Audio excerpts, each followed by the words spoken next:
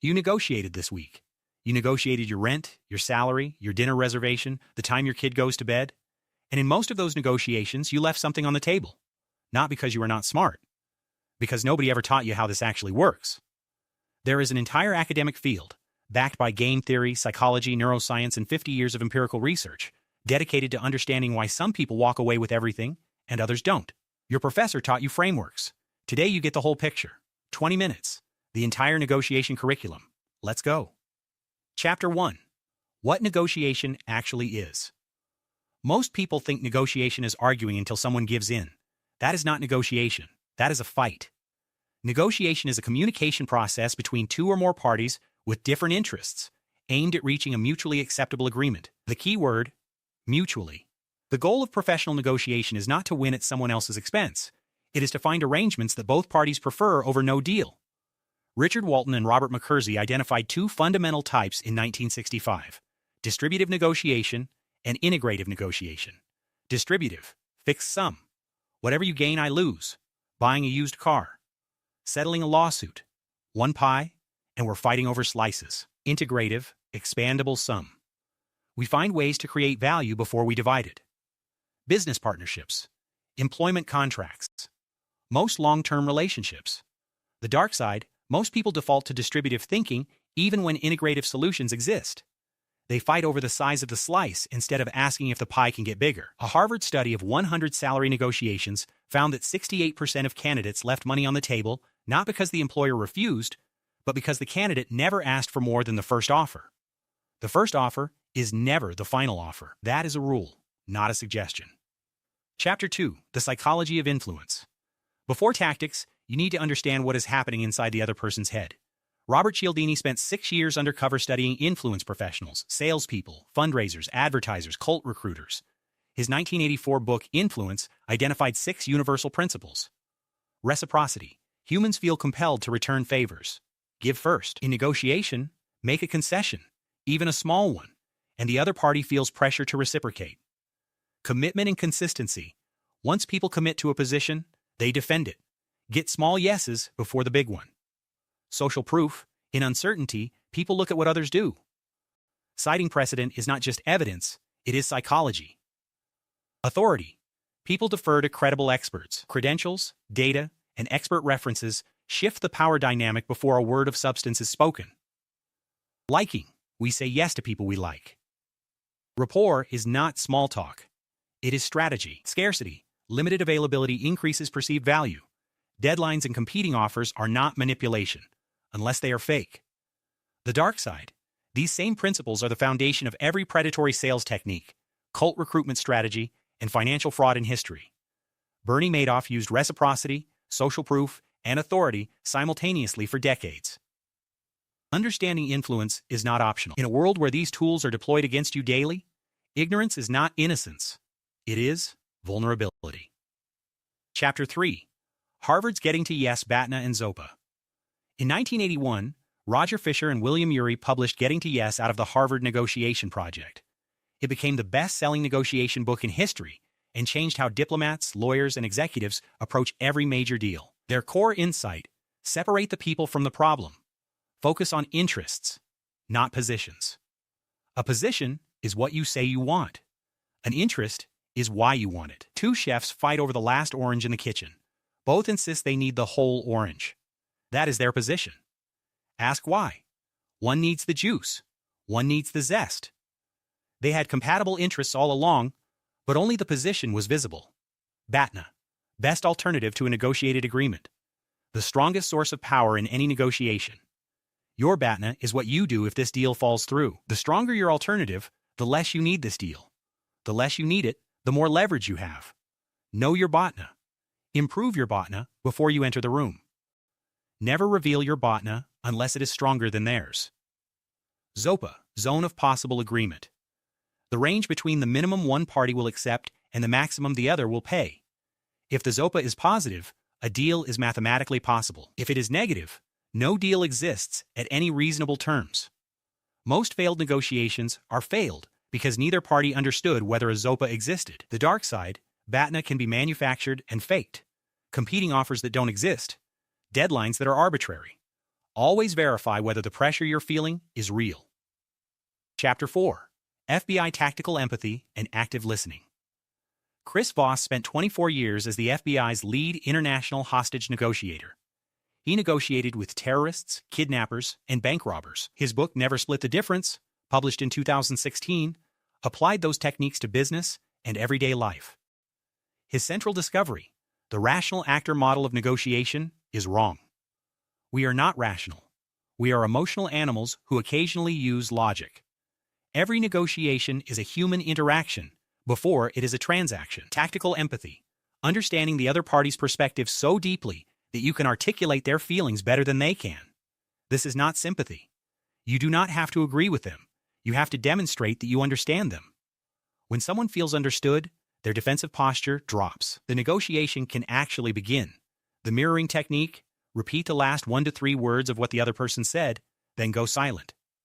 Voss tested this against Harvard EMBA students in role-play exercises. The FBI trained negotiators without any formal business education consistently outperformed the MBAs, using nothing but silence and repetition. Labeling. Name the other party's emotion without judgment. It seems like you're frustrated with how this has been handled. Not a question. A statement. They will correct you or confirm you, and either way, you learn something. The calibrated question. Never ask a yes or no question. Ask how or what. How am I supposed to do that? Puts the burden of problem solving on them without creating adversarial pressure. The dark side. These techniques work equally well for manipulation. A skilled practitioner of tactical empathy can make you feel deeply understood while extracting exactly what they want. The FBI teaches this explicitly. Knowing how empathy is weaponized against you is as important as knowing how to use it. Chapter 5. Anchoring, Framing, and Cognitive Bias. In 1974, Amos Tversky and Daniel Kahneman published a paper that changed economics, law, medicine, and negotiation simultaneously. Anchoring, the first number stated in a negotiation, disproportionately influences every subsequent number. In a study, participants were asked to spin a wheel that landed on either 10 or 65, then estimate what percentage of African countries were in the United Nations. The wheel was rigged. Completely random. Yet participants who saw 65 guessed significantly higher than those who saw 10. An irrelevant number physically changed what people believed. In negotiation, whoever states the first number anchors the entire conversation. Always anchor first when your information supports a strong opening position. Framing. The same outcome feels different depending on how it is presented. A surgery with a 90% survival rate is identical to one with a 10% mortality rate. Patients choose the surgery more often when it is framed as survival. In negotiation, frame your concessions as gifts, not obligations. Frame the other party's gains as your sacrifice. Frame the status quo as loss. Loss aversion. Kahneman found that losses feel approximately twice as painful as equivalent gains feel pleasurable. This means framing a deal as preventing a loss is consistently more powerful than framing it as delivering a gain. The dark side. Anchoring is used against you everywhere. Car dealerships, real estate agents, and salary offers all open with deliberate anchors designed to pull your counter in their direction. The countermeasure. Recognize the anchor, reject it explicitly, and set your own. Chapter 6. Salary, Price, and Everyday Negotiation. Theory meets reality at the salary table. A study by Carnegie Mellon University found that people who negotiated their first salary earned an average of $5,000 more in year one, and that gap compounds to over $500,000 in lifetime earnings. The candidate who does not negotiate is not being polite. They are making a $500,000 decision by default. The research-backed approach, anchor high but specifically, not a round number. Precise numbers suggest research. $97,500 is more credible than $100,000. Never give a range. The employer hears the bottom number. Ask for 24 hours before responding to any offer. Urgency benefits them, not you. For price negotiation, the good guy, bad guy dynamic works in pairs because it works on humans. The constraint gambit, I would love to do this, but my budget only allows X, shifts the problem to them. The nibble, after the major terms are agreed, ask for one small additional concession. People comply because the deal feels done and they do not want to restart. The dark side, negotiation skill, is not evenly distributed. Research consistently shows that women who negotiate salary are perceived more negatively than men who negotiate identically. The system responds differently to the same behavior depending on who performs it. That is not a reason not to negotiate. It is a reason to understand the context before choosing the approach. Chapter 7. When negotiations fail, and why. Most negotiations that fail do not fail because of incompatible interests. They fail because of ego, emotion, and the fundamental attribution error. The fundamental attribution error, we attribute our own bad behavior to circumstances. We attribute the other party's bad behavior to character. They were late because they are disrespectful. We were late because of traffic. This asymmetry poisons negotiations before they begin. The psychological barrier in any negotiation involving real stakes. The fear of being seen as weak prevents offers that could resolve everything. Both parties want the same outcome. Neither party will move first. The deal dies. Howard Rifa at Harvard identified a different failure mode: reactive devaluation. Whatever the other side proposes, we instinctively devalue it, simply because they proposed it. Offer the same concession through a neutral third party, and it becomes acceptable. The third-party solution: mediators exist not because negotiations are too complex for the parties to handle, but because the parties are too human. The Camp David Accords of 1978 between Egypt and Israel were made possible not because Sadat and Begin suddenly trusted each other, but because Jimmy Carter spent 13 days physically separating them, shuttling between rooms, so neither had to make concessions directly to the other. The dark side of failed negotiations. When high-stakes negotiations collapse, it is rarely the negotiators who pay the price. Trade wars. Diplomatic breakdowns. Labor strikes. The people in the room walk away. The people outside the room carry the consequences. Chapter 8. Concession strategy and momentum. Every experienced negotiator knows the moment when momentum shifts. Most beginners miss it entirely. Concession strategy is the art of giving things up in a way that moves the deal forward without signaling weakness. The research finding: the size and pattern of concessions communicate more than the words around them. If you make 3 equal concessions of $10 each, the other side learns a pattern. They expect a fourth. The optimal pattern: decreasing concessions. Start larger, then smaller, then fractional. Move from 100 to 80, then 80 to 74, then 74 to 72.50. Each concession signals you are approaching your true limit. Never make a unilateral concession. Every time you give something, ask for something in return, even something small.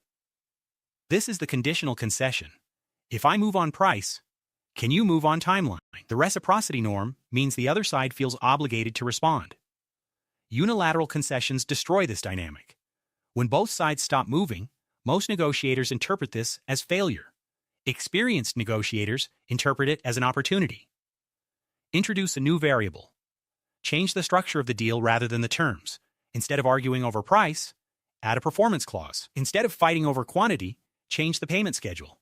The dark side: artificial concessions. Making large opening demands specifically so that retreating from them looks like generosity. The technique is called the door in the face. It works because reciprocity is automatic. The antidote: know the other side's real position before the concession lands. Chapter 9. Team and multi-party negotiation. Negotiation does not always happen between 2 people in a room. In business, labor relations, and diplomacy, the most consequential negotiations happen between groups, and groups behave differently than individuals. The coalition problem: any group negotiating against another group must first negotiate internally. The visible negotiation is preceded by an invisible one. Roger Fisher called this the two-table problem. Every negotiator sits at 2 tables simultaneously. The table with the other side, and the table back home with their own constituency. An agreement that satisfies the other side but cannot survive your own table is worse than no agreement. Research by Kathleen Valley at Harvard found that teams consistently outperform solo negotiators on economic outcomes. Teams share information more effectively, catch bluffs more reliably, and resist emotional pressure better. The downside: teams are slower. Teams create accountability that constrains flexibility. The optimal team structure: 1 speaker, 1 listener, 1 observer. The speaker negotiates. The listener tracks what is and is not being said. The observer reads nonverbal signals and calls breaks when needed. The dark side: team negotiations create diffusion of responsibility. When something goes wrong, individuals defer to the group. When something goes right, everyone claims credit. The resulting incentive structure can produce agreements that satisfy the team's internal politics at the expense of the actual outcome. Chapter 10. Diplomacy and International Negotiation.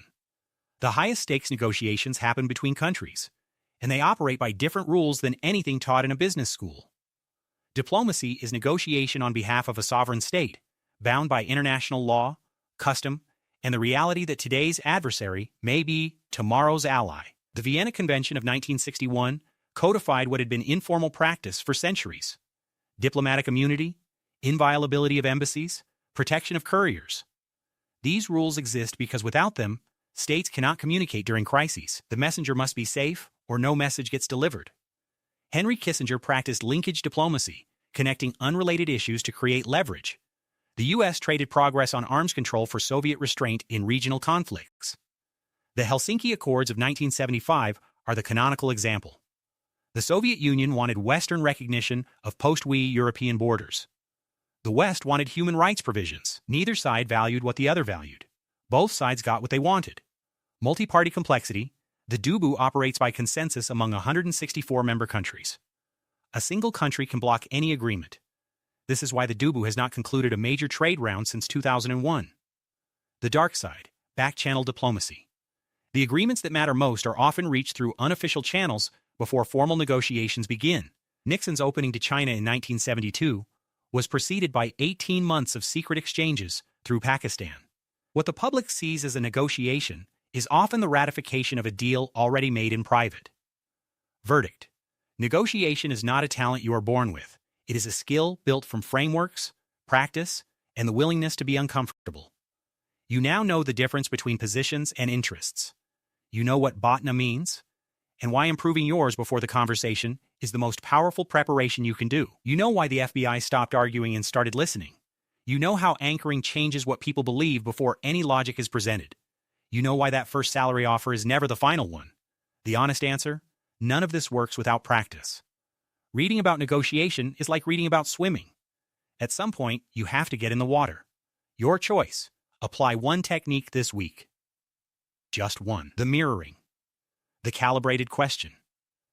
The anchor. Or don't. And keep leaving things on the table.